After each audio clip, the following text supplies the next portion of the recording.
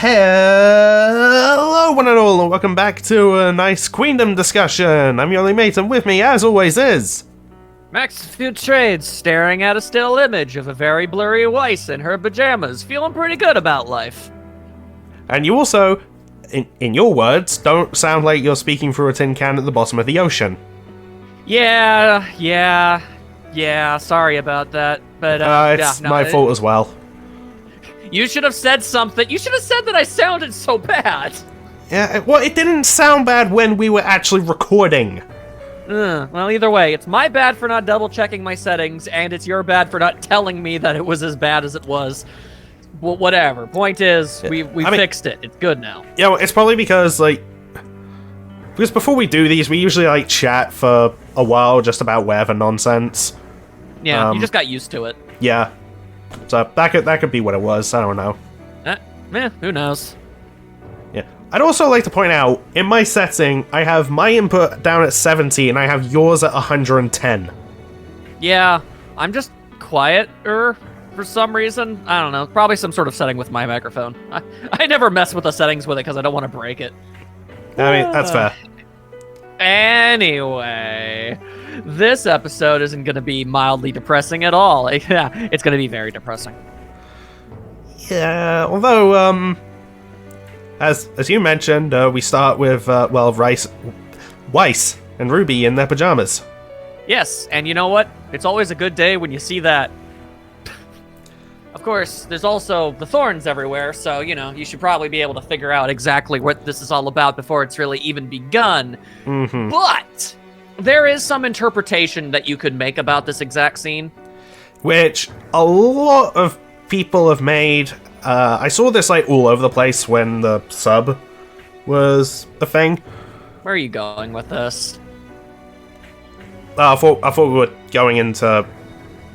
we don't think that's where they're going with this. If you simply must. Yeah, personally, I just don't think... Okay, I think even my throat is telling me not to talk about it. Anyway, look. I'll bring it on home, because this is a Weiss-centric scene. So here's the thing, okay? Basically, I want to start this by saying that I appreciate the fact that this is basically the second half of this conversation that they had in the official show, sort of, in a way, with, new stuff added for the sake of it, being relevant to Ice Queendom. But remember when I talked about how they basically gutted this scene that I really enjoyed, and it's they cut half of it out? Well, as it turns out, is because the rest of it was sort of attached to this part, so, okay, I guess. Yeah, I mean, I still get you being annoyed when you saw the, other episode. Mm-hmm. Yeah, no, there are still other things. I still have problems with it, but regardless. Anyway, Weiss hands RWBY the coffee, but it's in a much fancier cup, because this isn't real life. But, hey, still, cream and 5 sugars. Yep, even dream real Weiss. Okay, so here's the thing. Okay, basically, at the end of the other episode, RWBY, got infected by the nightmare, and she, kind of ended up getting consumed by the despair of the entire situation. It's my personal interpretation. If you have a different one, you're more than welcome to bring it up, but it's what I believe. We might have the same interpretation. We might. Okay, so basically, the long and short of it is, because they're both infected and both sort of in this kind of ethereal state of being at this moment, and the fact that both RWBY and Weiss are on the verge of dying, basically, this is as close to the real them talking to each other right now as is possible. Yeah, no, now, that was my thought too. Now, the way that they both talk about it is it's... Okay, so this scene could be described as honestly pretty freaking creepy, as creepy as it is heartwarming. Yeah, I remember getting that vibe when I was watching the sub as well. Yeah, so they are having the rest of their heart-to-heart about, trust and, legitimately being friends now, and that's great. But there's also this weird, dark undertone from both of them, where they're, very casually talking about how, going to sleep both of them are doing this. So it's like both of them are just kind of casually dropping hints to the fact that they're aware that they're both about to die and seem kind of chill about that. Yeah, so it's weird because they're like, hey, you know, I understand how you, like, Weiss is, you know, is like, I understand how you feel, you know, I understand the things you're going through. I figured out, you know, that you're lonely too. You know, we're learning a lot about each other in this, and you know, Ruby still says she's sorry about, you know, not being as good a friend as she feels like she probably could be. And they're talking about this in such a normal, everyday, you know, casual and heartwarming way. They're smiling, you know, they're having their good little character development, but they're also just casually alluding to the fact, it's like, yeah, well, I guess I'm gonna go die now. Have fun dying too. And it's like, yeah, you too. And I'm like, oh god, like what is up with that? But yeah. All the while, well, yeah. Weiss is like sort of repeating what Pyrrha said to Ruby. If something's precious, you lock it away. Yeah. So like, keep it safe. Yeah, and Weiss admits that Ruby, you know, is she understands on certain things. Like, yeah, when I see, you know, the little me's running around, I understand, you know, wanting to do what's best for them and stuff and all that. And, you know, obviously she confirms that no, she in fact does not hate Ruby. Like, but yeah, it really did say a lot, and it's not something I really thought about all that much. But yeah, Weiss basically says, I'd never met someone lonelier than I am. And like even Ruby thinks on it and is like, huh. Yeah, you know what? Okay, fair point. But yeah, after this nice little heart-to-heart, you know, they're friends and all that. Oh right, Ruby casually brings up, hey, you made my gun wrong. What up with that? And Weiss just very cryptically says, nah, that everything's on purpose, yo. Essentially. Mm-hmm. And Weiss decides to just kind of leave, and it's like, but hey, whoa, this is our dorm room. Isn't this where you sleep? It's like, no, this is your dream. I need to go back to my dream, and we both need to go to sleep. Ugh. So that's a lot of fun. Both of them are very casual about this. And then the theme song plays, which is a bit of a total whiplash, not going to entirely lie to you. Just a tad. Just a little bit, because, like I said, I've never been so simultaneously creeped out and had my heart warmed at the exact same time. Like, they're just so casual about their demise. I don't like it. I really don't like it.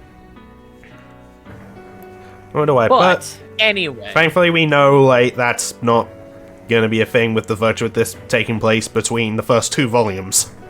Yeah, this is a prequel, so everyone's gonna be fine, but I don't like seeing Ruby or Weiss so casually okay with being dead. This Nightmare Grim is no damn joke. It is not.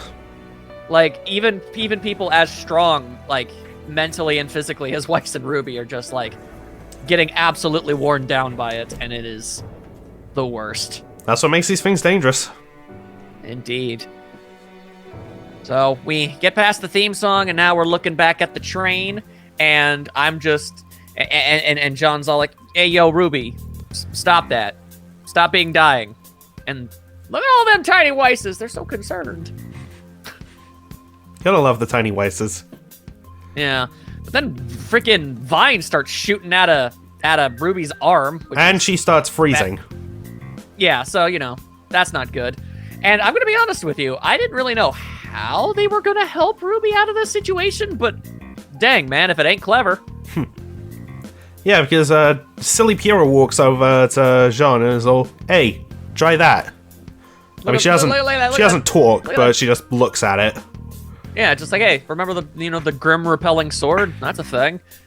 Then we briefly cut back to Xion, who is like, okay, so yeah, things are going about as bad as they could go. Yeah, they're trying to wake Ruby up, but nope, can't do it. Can't do it. She is getting absolutely consumed. And I'm gonna call this a bit of an animation error, because when they have this swooping pan over the girls in the, in the big Dreamcatcher string, and you see, Pyrrha, Nora, and Ren looking at them, and they're smiling during this. I've just noticed that Ren is. I don't think Pyrrha is. No, Pyrrha definitely is. I see it. Oh, okay. Well, they really are. Look like. They are. Okay, when Nora and Ren turn around, they're not smiling. Yes. Yeah. Okay. Well, Pyrrha was smiling until she stopped, but it was their default stance. It's very strange. Anyway, Jean's aura is getting strong.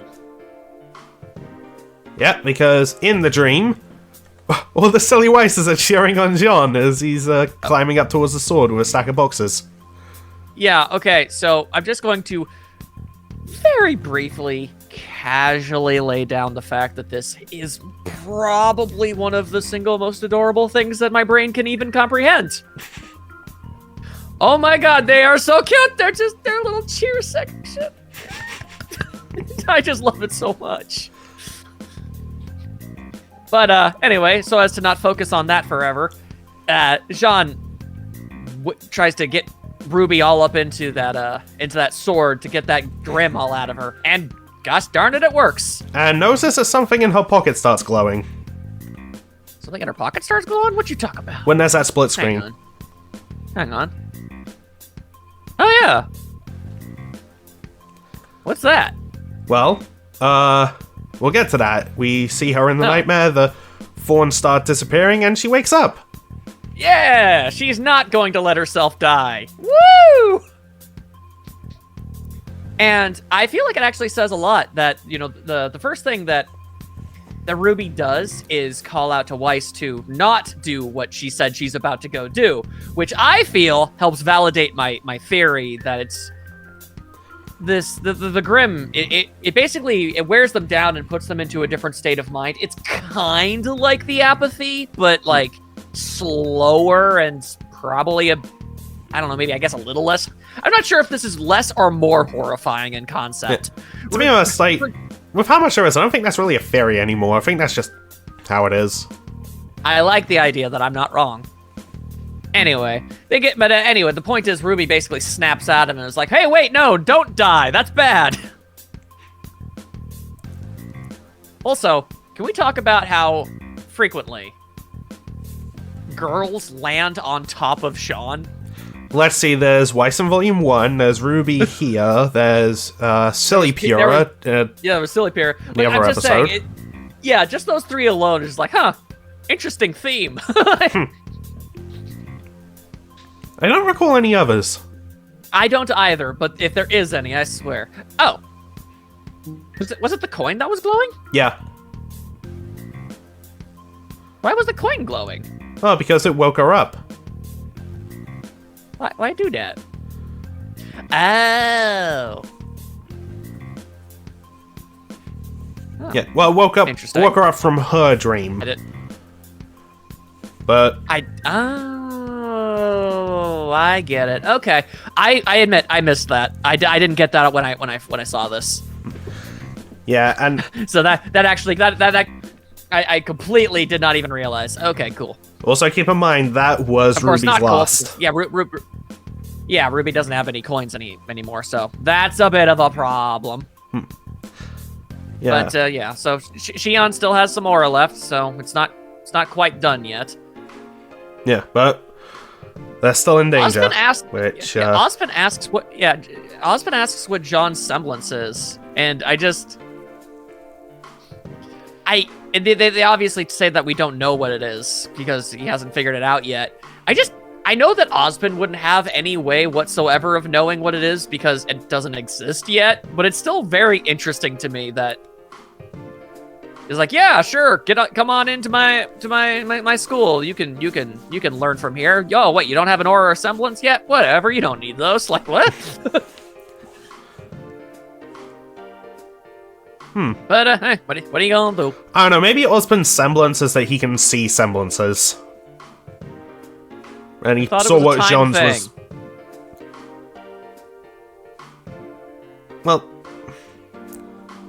I don't know. We never found out what Ozpin's semblance was, and we still don't know what Oscar's is. That's true.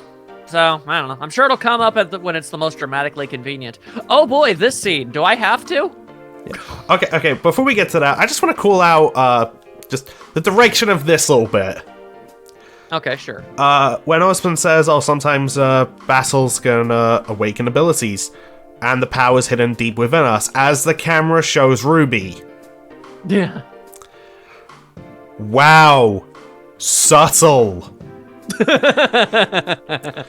Ozpin, why don't you just slap a timer on her forehead? I don't think that hint was obvious enough.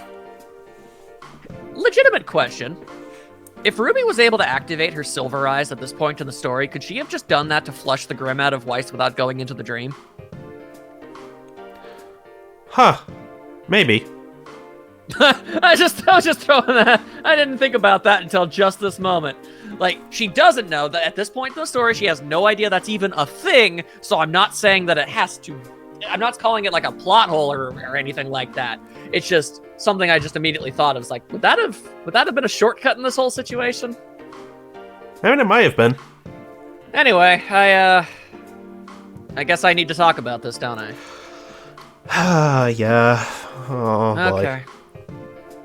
Okay, so we cut to Shadow Weiss. Pretty much everything's, covered in thorns. She's just kind of basically alone at this point.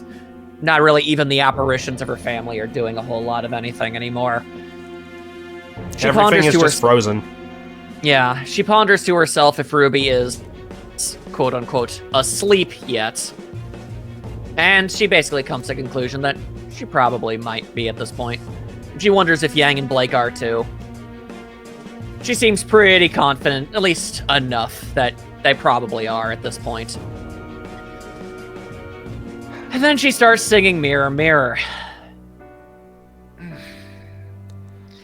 But with no music in the background. No, it's just her voice. Mm-hmm. That's it. Which is beautiful. It is. No, it's a beautiful voice, and it's a beautiful song. Shout out to Casey. Yep, and you always...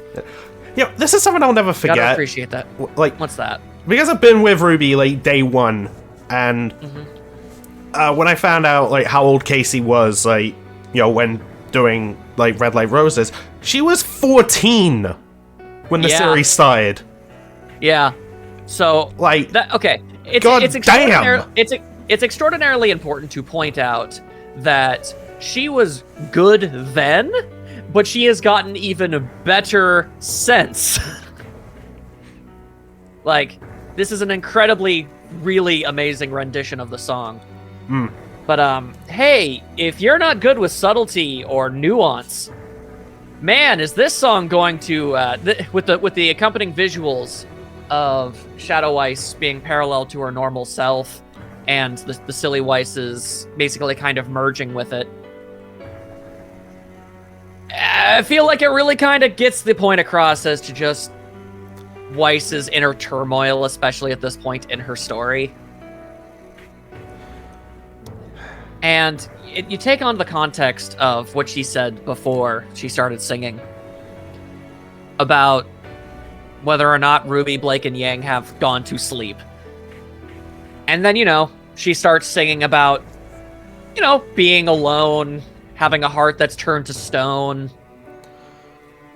Basically, Shadow Weiss is reflecting on the... Yeah, I know, reflecting on the very likely, from her perspective, idea that she has successfully managed to push away all of the things in her life that she felt could allow her to be happy, and is trying to cope and accept that fact that she is more than most likely as a result of her actions killed them, and has succeeded in her mission of staying cold-hearted, staying true to what her family has instilled as the Schnee name, Jacques specifically, but you know what I mean. And it's just the saddest and most dark-ass thing, and it physically actually hurts me to have to see this scene again. I would be the same way if And Like- to finish this, yeah, sorry, go Like, ahead. I've joked, like, between us, like, let's say there's, like, a alt universe where Blake is your favorite character, but Weiss is mine. Guarantee the me in that universe feels the way you feel. Yeah, so, like, you can sort of understand, at the very least. But as Shadow Weiss finishes up her song, she opens up the coffin and lets the thorns basically pull her in, where she is basically accepting her death. Don't like that at all. No, I really, really don't. I mean, the scene is beautifully done. No, it's incredibly well done and made, and it gets all of the right emotions and all that jazz, and that's really great and everything, but stop hurting Weiss. She's been through enough. She's made mistakes, and she's atoned for them. You can stop now. Ugh. Anyway. You know, I've also just been paused on this scene of just Shadow Weiss and regular Weiss just holding their hands up against each other. Like mirrors of one another. Yeah. I don't know why. I'm just like looking at their feet and just like, okay, so they have vastly different heels. But Yes. I don't know, the way they look, I'm just like, is Weiss taller than Shadow Weiss without the heels? Marginally, yes. Huh. By about like a half an inch or so, but yeah, I see it. Like, I don't know, it's just been so fixated on that detail for some reason. That is an interesting thing to focus on during such an incredibly somber and sad scene, my guy. Yeah. Well, I mean, we were talking about it, and I was just like, okay, I just have this image paused. I'm like ready to bring this up later. Yeah, I get you. But yeah, Weiss reflecting on her actions and her future and past. Or, I guess, from her interpretation, lack of a future at all. Ugh. Yeah, now's definitely the greatest time to bring up freaking Snow White parallels. Yeah, really bringing in the fairy tales. People always complain, they don't really have anything to do with the fairy tales they're based on. Well, I saw that as a good thing! Keep apples away from Weiss, damn it. The only time I think she's interacted with an apple is, like, in one of the manga anthologies. Yeah, because somebody thought they were clever. They weren't. Anyway, good news for both of us in that A, that scene is over with and I don't need to think about it anymore, and B, it's your girl's time, so go do Yeah, the thing. so we cut back to the creepy-ass mansion, where Blake has adopted Jean's strategy of keeping the door open. While she and Yang look in it, and we see stuff like derailed trains, like a whole bunch of guys in suits, various White Fang books, So many books. bookshelves. There's like wardrobes. You know, he's talking about how creepy the place is and how it's like their shed just filled with junk that never gets cleaned. Oh wait, Blake, I didn't mean to include you in that. I just meant this place is weird. Probably not the best wording there, Yang. Yeah, well, to be fair, Yang Yeah, is pretty she's- much the queen of shoving her foot in her mouth. I mean, she's not good at this. No, She'll get better though. She does. Yeah. There's also a bunk bed, Yeah. so that's interesting. And yeah, Blake feels the same way, and she's just talking about how this is where things are sent when they don't belong anywhere else. There's a Deathstalker in there for some reason. And they come across a door which... it has the White Fang symbol on it, but it's the old symbol. Yeah, which is odd. That's the don't when even know they why. like stood purely for peace. Yeah, I don't know if Weiss would have ever even seen that version of the logo. Yeah, and they open it. This room, it's a library. And it's all And- notably it's a lot cleaner and brighter and brightly lit. Yeah. Also, it's got the candle stand with the three. Yeah. Yeah, it's cute. Subtle. I mean, Blake has held that before. In I volume know, 1. I'm just saying. Also- saying. The spindly thing, look to the right of it. To the right of the spindly? Yeah, there's that, like, pot with the flowers. Plants? Yeah. Okay, first of all, I think that's the flower that's, like, associated with, Blake. I think. I didn't know Blake had a flower associated with her. All 4 of Team RWBY do. Nani? We'll get into that another time, but... Okay. I didn't know that. Do you remember back when, oh, which episode was it? It was when Ruby and Blake, like, sail throughout the She Manor and it ends with them finding Shadow Ice. Yeah. Yeah. So, Ruby's showing off the relic and it's like, oh, there might be more, and who knows, maybe we'll find where the Dream U is supposed to be, Blake. There's just that flash of a flower pot by a window. I didn't notice that at the time. Yeah. Like, it was flashing this place. Well, how about that? Yeah, I have to admit, I kind of forgot about that. Like, just the flower pot in this bit. And I'm just like, well, that flash is weird. But I didn't bring it up in our discussion. Well, for obvious reasons. And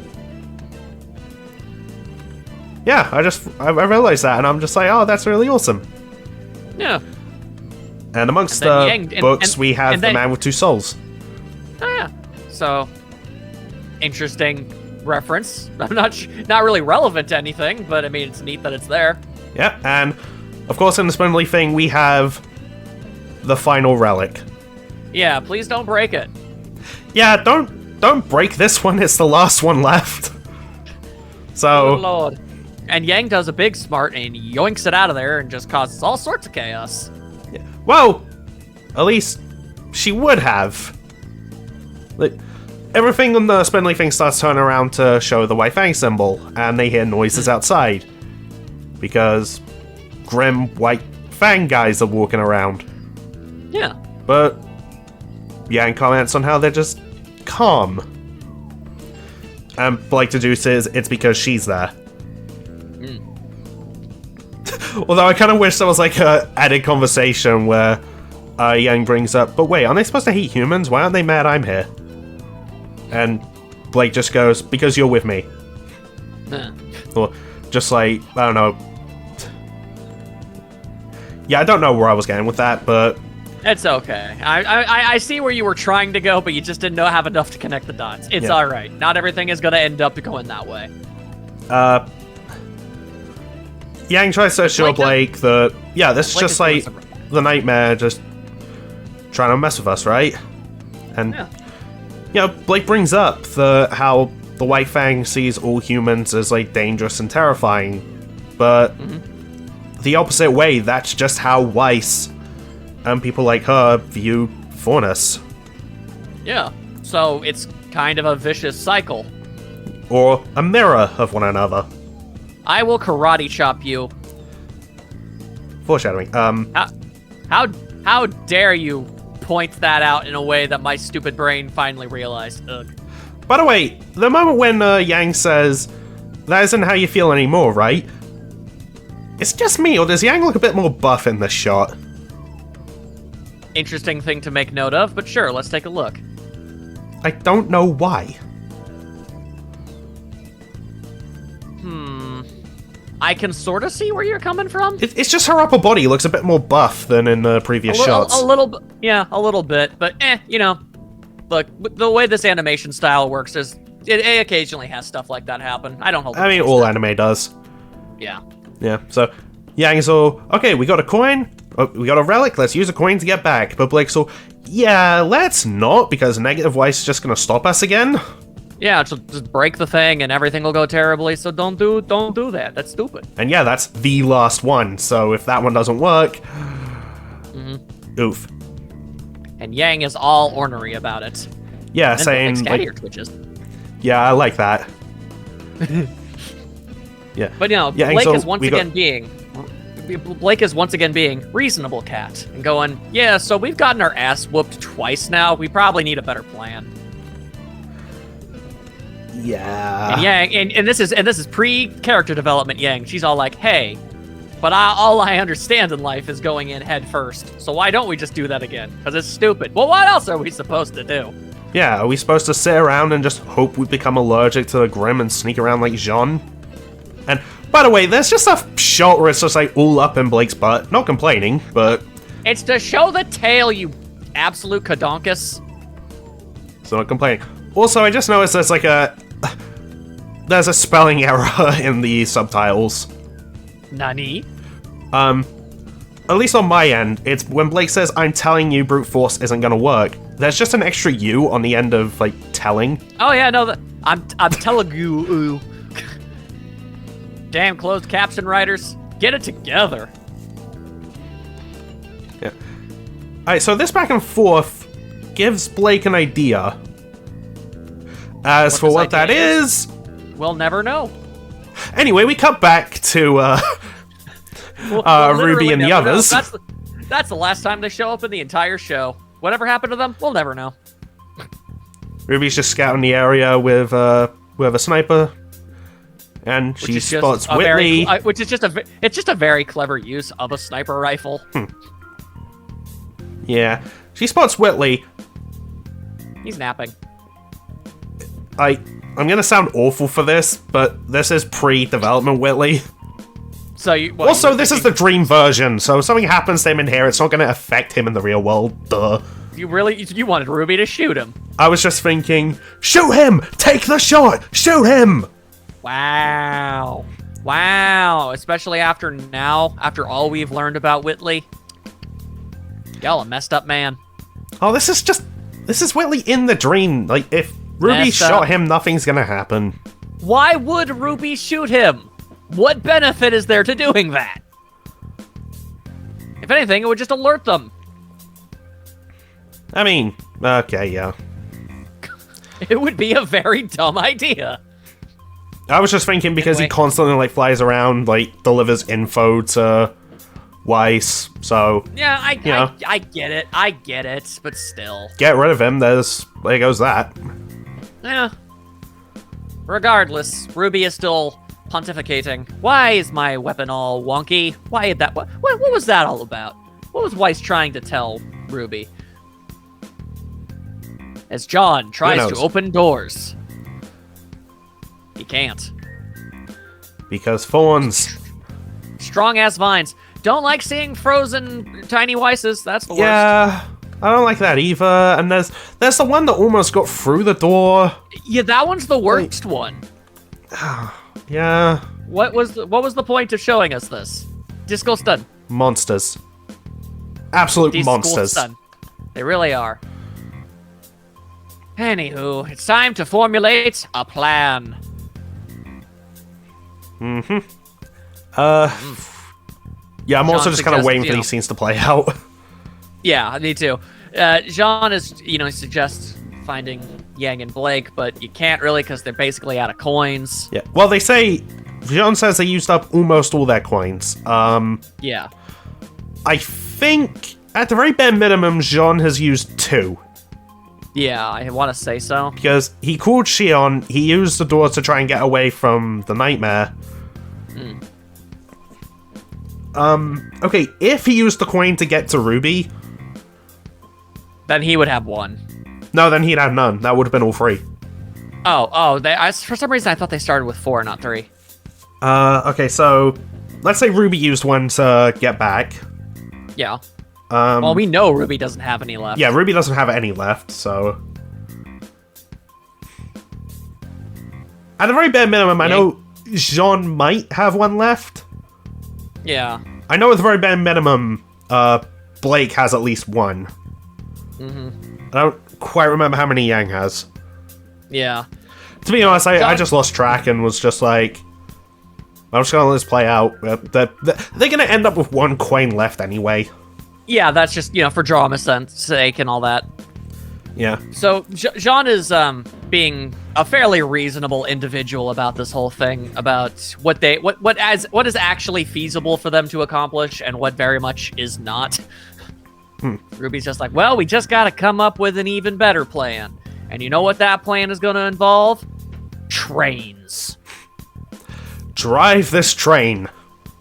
And Jean's like, there's no tracks. It's like, there wasn't any tracks to begin with. So it's like, maybe, just maybe, if Weiss lets me do this, then I just might be able to drive this train straight into her brain or something. Because she can move about freely, like Weiss said. And also she said that she didn't hate her, which that's nice. Yeah. It's like, Weiss said she doesn't hate me, so I think she's gonna let me in. I still want... we talked about it last episode. I still want to hear Weiss call Ruby her best friend or BFF. I mean, I feel like that's something that's just kind of been being built up to. Yeah. Like, Weiss has progressively, as we all know, gotten significantly more friendly. Like, you know, she... eventually she's going to admit it. And it will be a good day. Yeah. Jean asks if they want to bring the sillies with her. Oh, wait! Like, dude, I just thought... What if that happens the same episode that Blake and Yang finally kiss? There is a sixth sense of desire in that. In the episode that officially makes Bumblebee canon, they also officially just make White Rose strictly platonic. That sounds hilarious. I wasn't thinking about that bit, but I was just thinking, you know, Weiss called Ruby her best friend, Blake and Yang are finally a couple, everything is sweet, and then something awful happens, end of the episode. Yeah, because that's how RWBY does. Anytime oh my god, if I've predicted an episode in Volume 9. You might have, who knows? But at the end of the day, that's the RWBY strategy. Oh, are we giving the girls something good? Time to give them 3 bad things. You know what? When we're doing Volume 9 discussions, if that happens, the video is just going to start with, like, this in black and white as, like, a muffled flashback. Show that point in the episode. It's going to get copyright, but I don't care. Yeah. And then just, like, cut to us, and it's just me yelling, "Damn it, past me!" But anyway, Jean ponders if they should bring the silly Weisses and Pyrrha with them, and Ruby's like, I want to free as much of Weiss as I possibly can. But Jean's like, yo, but, like, won't they just turn into some crazy old monsters again? In which case, I would say that why did you bring them with you in the first place, Jean? Anyway. Sorry, I'm distracted by the silly Weiss in the background. Just look at their eyes. I know, they're so cute. They're just like, wow. There's a butt. I was trying so hard not to say that. Look, Nightstar has very eloquently pointed this out, and I concede that it's true, but honestly, I see it as kind of charming. It's that pretty much in every single shot where you see the silly Weisses, none of them are animated and are almost always kind of frozen in place with extremely funny or adorable expressions on their faces. And it's just, you're not supposed to be looking at them or pausing to look at them, so it's not a big deal, but it's just something that I very clearly am noticing. Anyway, Ruby gives one a head pat. Yeah, so cute. But Ruby's like, well, it was Shadow Weiss that made the sillies go nuts, so I don't think they're actually gonna do that. So we're gonna ask them to fight for Weiss' sake and give a tiny Weiss a head pat, and it's cute and good because I needed a cute because there was a lot of sad because then they cut to Shadow Weiss in the process of letting herself die. Not a fan of that. Then the coffin, like, ice around it shatters, the curtain behind her opens, the door opens, and Weiss, she's kind of pushed out. Yeah, it's like, oh, I guess your job isn't done yet. And Shadow Weiss says, "Whomstitive did summon me?" It's like, I was trying to die. You're trying to tell me I can't do that? The nightmare's all, hey, look, those friends of yours, they're cooking up a plan to try and kill me. Like, go, stop them. Yeah. So I can kill you. You're literally the only thing I have that prevents them from doing that. So get back out there. Thank you.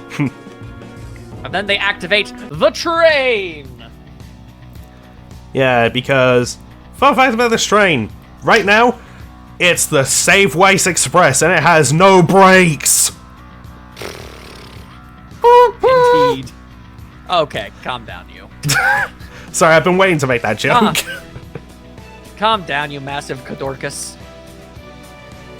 And then the robots try to form an assault on the train, RWBY does some pew pews, and so do the little Weisses. They also shoot their little tiny Mirtnasters, and it's cute. Yeah, I mean, like, that's another reason to bring the sillies with you in the train. It's just like, Yeah. there's 10 extra hands with guns. Yeah, so there you go. And, you know, they have, like, so much dust, the Pyrrha and the Sillies are basically able to just launch a bunch of these exploding projectiles all over the place. I love that Pyrrha's using a tiny Mirtnaster. It's pretty great.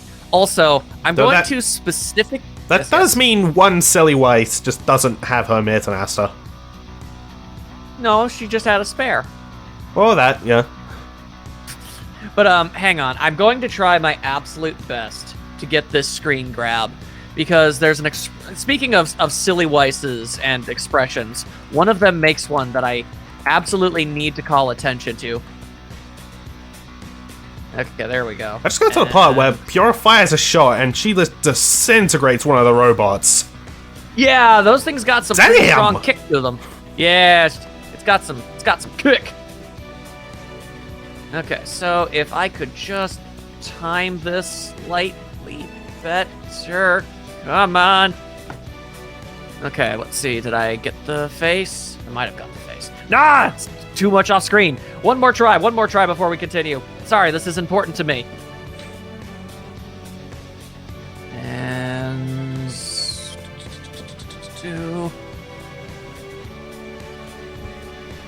Okay. By the way, sorry if you can hear my chair creaking in the background. It's okay, I forgive you. This time. There we go. Okay, I finally got it.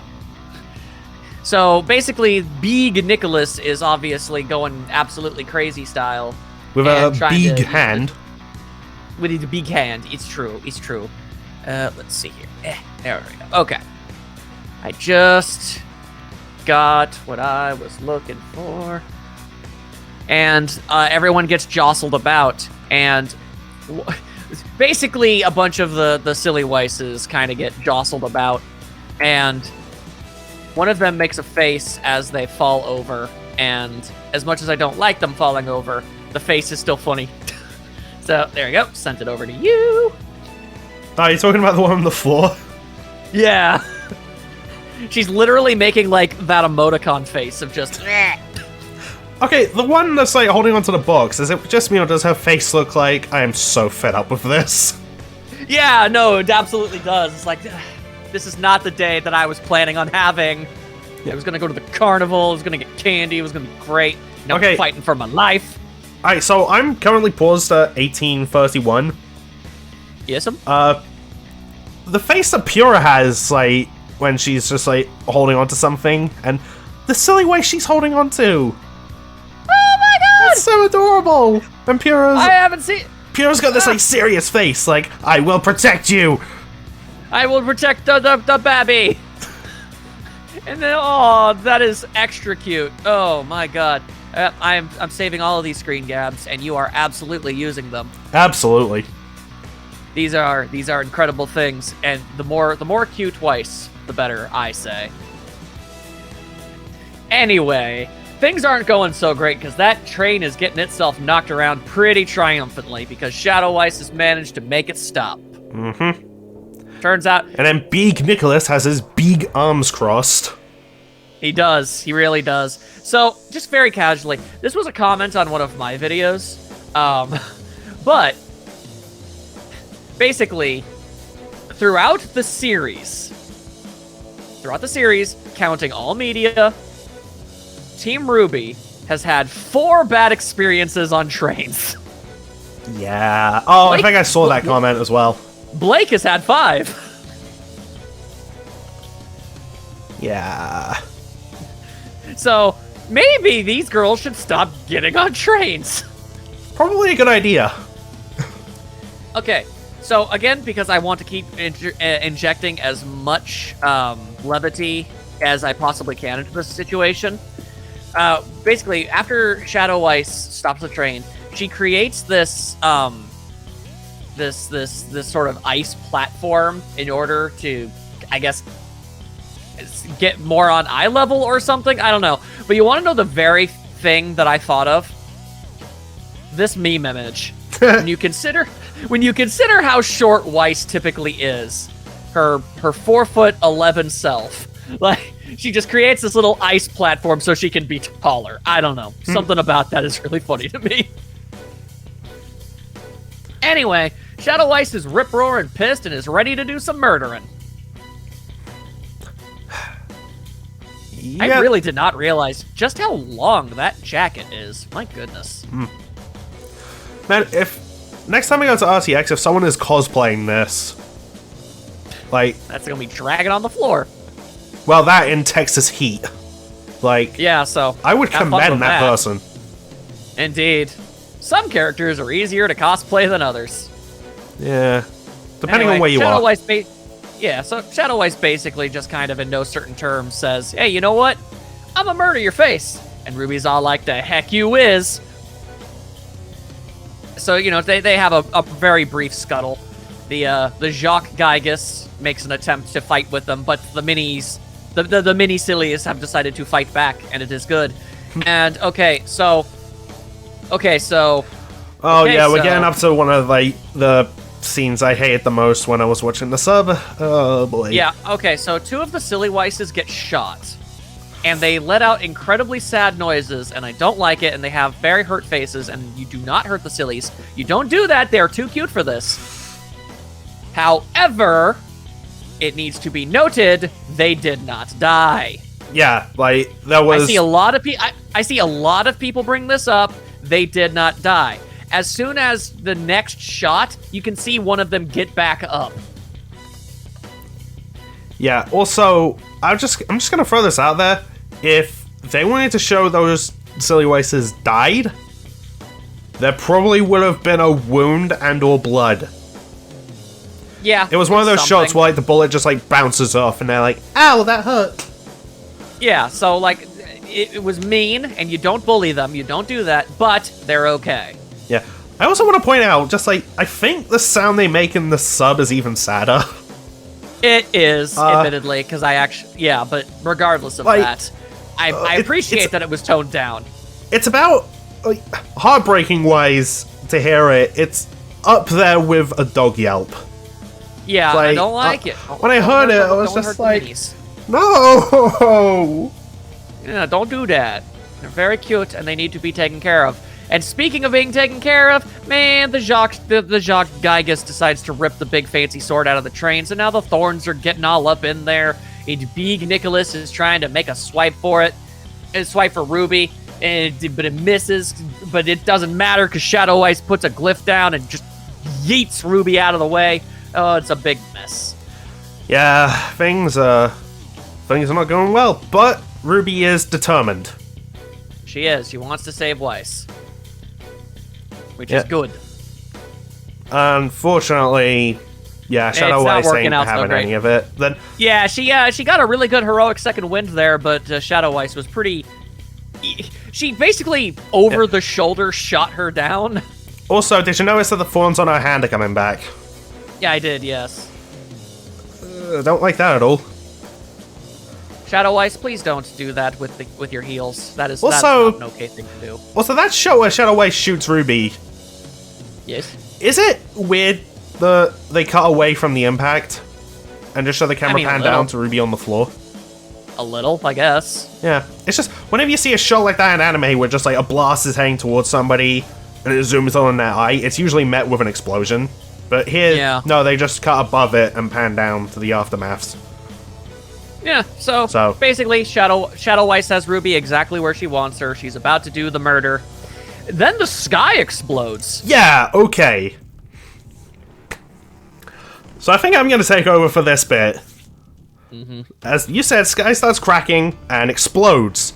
And what we see through it is that mansion that Blake and Yang were at, only it's on fire.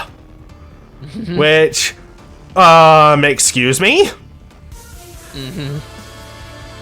And those White Fang Grim, they jump out and start just attacking the robots.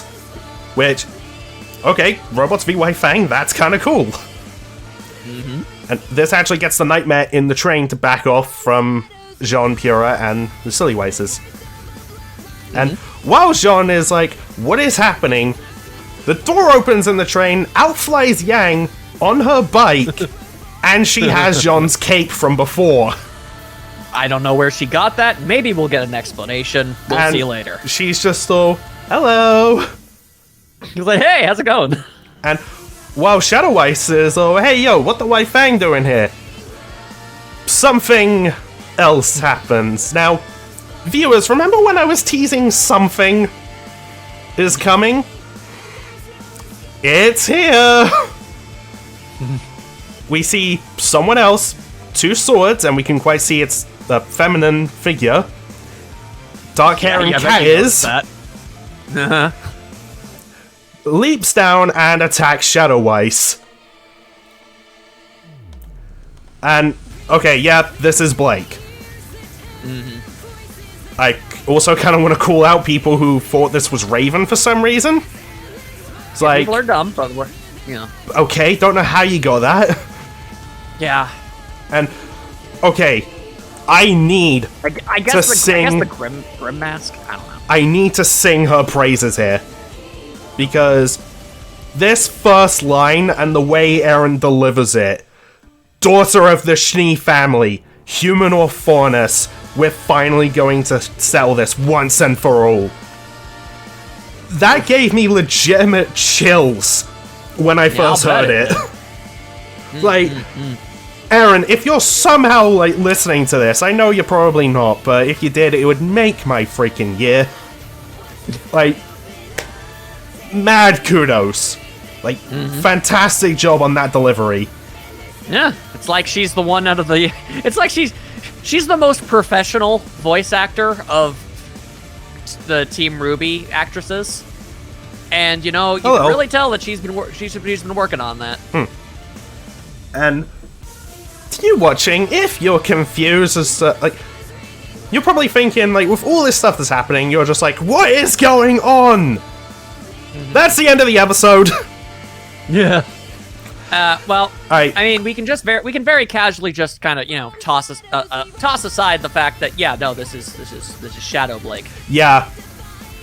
Like, and yeah, this is Shadow Blake. There is going to be of an explanation next episode. I mean, just through context and conjecture, we can, you know, with the fact that Blake had a plan. Yang doesn't seem concerned about any of this. You can kind of sort of figure out where she decided to go with all of this. Now, question. How do you feel about Shadow Blake's design? Okay, I'll be honest. When I first saw it, I was conflicted, and so were many others, because I'm gonna put up an image of just her design. You might notice it's basically Adam. It is. And I felt weird, like, because I didn't have any context for when she first showed up. Did. Yeah. Yeah, it just felt... It just... I don't want to say wrong, but, like, sort of just, like, Blake being dressed as Adam, considering the history there. I would say the wrongness is entirely intentional. Yeah, no, it is. Once you find out the context. Yeah. When I found out the context, I was like, yeah. Oh, okay. No, that makes sense. If Shadow Weiss is what Weiss was afraid that she would one day become, this is basically the same with Blake. Yeah. I was just taken a little off guard when I first saw it. Yeah, this is Blake if she went full crazy pants just like Adam did. Yeah, and this actually reminded me of a controversy that happened, like, a while back. Like, oh boy. Okay. I don't like that. I want to say this almost became a bit controversial, but when people found out the context, they were just like, okay, yeah, no, that makes sense. Like, no, I get it. And, yeah, everyone was chill. Yeah, at least as far as I saw. Yeah, I was like, oh, alright, well, yeah, there you go. I don't speak on behalf of the entire fan base, like, just from things I saw. That's all I'm getting at. What do you feel, how do you feel about her hot pants? Can I get into that later and just get this, like, other controversy thing out of the way? I mean, I find it suspicious you're dodging the topic, but sure, go ahead. So, I don't know if you remember this, but when the RWBY mangas came out, there were shirts and other merchandise Yeah, with I do. manga panels just in the store. Yeah. And I don't know if you remember this specific one. I do. It was a shot of Blake and Adam. The name of the shirt and what was written on it was, and I quote, "Lovers Quarrel." I saw that and I hated it. You and a lot of people did. Yeah, and honestly, so did the team after they realized, yeah, no, that was a bad move, and they pulled it from the store. Yeah, in fact, if anybody even thought they were being clever and tried to get it before that, they got refunded. Yeah, I know, because a friend of mine tried to order one, and It's like, there's no way this is staying on the store, I gotta get it now. well, they also just wanted the shirt, and when they got the email saying, like, yeah, that's being pulled from the store, we've had to cancel your shipment, but we've refunded your money, they were actually a little annoyed. Well, deal with it, because that was a terrible idea. Yeah, no, it was awful. And this, alongside things like the Great One, as they like to now refer to it, really shows you just the kind of quality control Rooster Teeth has when it comes to some of the merch they sell. It's like we didn't really review this nearly as well as we probably should have. Yeah. Anyway. Also, Shadow Blake is the ending art. I was gonna say, alright, now, what do you think of the hot pants? You're really gonna make me talk about that? Yes! Okay. Okay, so Shadow Blake is basically if Blake was more like Adam when full crazy mode, like, nah, I'm gonna murder humanity. And basically what she was afraid she would ultimately become if she stayed with the White Fang and everything. Is that awful? Yes. Am I happy that that did not happen? She's got a much more happy and also traumatic life.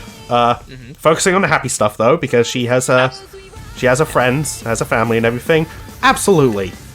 Yes, of course. Does she pull that look off so much better than Adam did? So much, God, yes. There we go. It's like, dang it.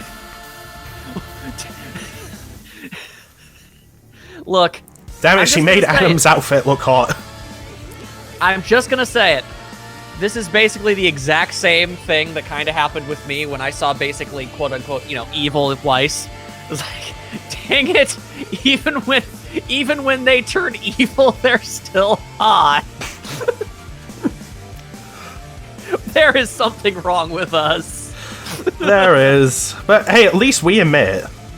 Yeah, we got that much going for us. Anyway, also, it's played up for, it's played up a little for comedic value and, for content. As far as you know. I mean, maybe. Who knows?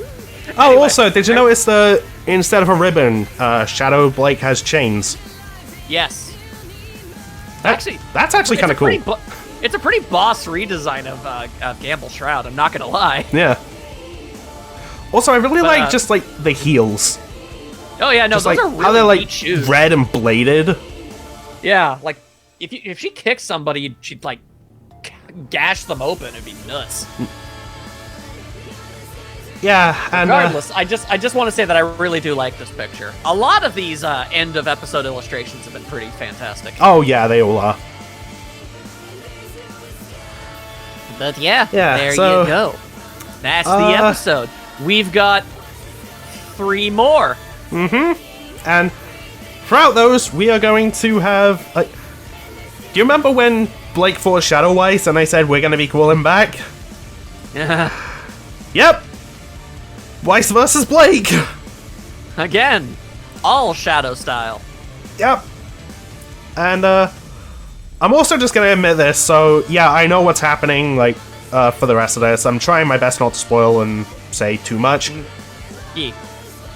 I will say, next episode, we'll get more context for why everything is happening. I'm gonna have plenty of things to say about a couple of them. I have no doubt. And honestly, we're kind of gonna get into why, like, because we've talked about who's the MVP of, like, certain episodes. Yes, we have. We're gonna get into why I, personally, I think Blake is the MVP of Ice Queendom as a whole. Oof. But we'll talk about that, next episode. Alright, well, you know what? I'm going to say something because we didn't give an MVP to this episode. You want to know who I'm going to give it to? Who that? I'm giving it to Real Weiss. I thought you were gonna say Ruby. Nope. I'm giving it to Real Weiss because even despite the circumstances at the beginning of of them both not being in the best of places and ultimately kind of succumbing to the horrors of the nightmare, at the end of the day, that the real Weiss deep down was still able to give the motivational pep talk Ruby needed to even be able to truly continue on once she was able to finally get out of the situation. Oh yeah, true. So I'm gonna give it to her. Yeah, I can agree with that. Thank you. And with that, I dare say, there's an episode for y'all. Yep, and our goals are gonna fight. I don't like it. What do I like them just, getting along. I guess one last thing I can say before this episode is over is that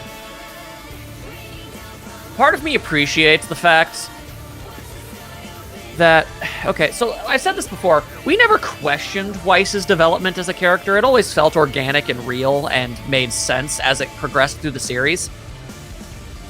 I will say that while I don't question the changes in Weiss and Blake's relationship, and I totally do buy them being legitimately very good friends now, I do like that Ice Queendom is kind of sort of filling in a little bit of a spot immediately after where they were like, you know what, I just don't care, and then they're kind of like, it's very obvious that the animosity between the two as characters for a while is a big, discussion point for this miniseries. Yeah.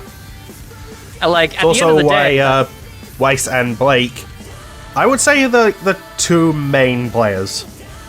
Yeah. Like, of course, like, Which is Ruby has to really be one because, like, she's the main character.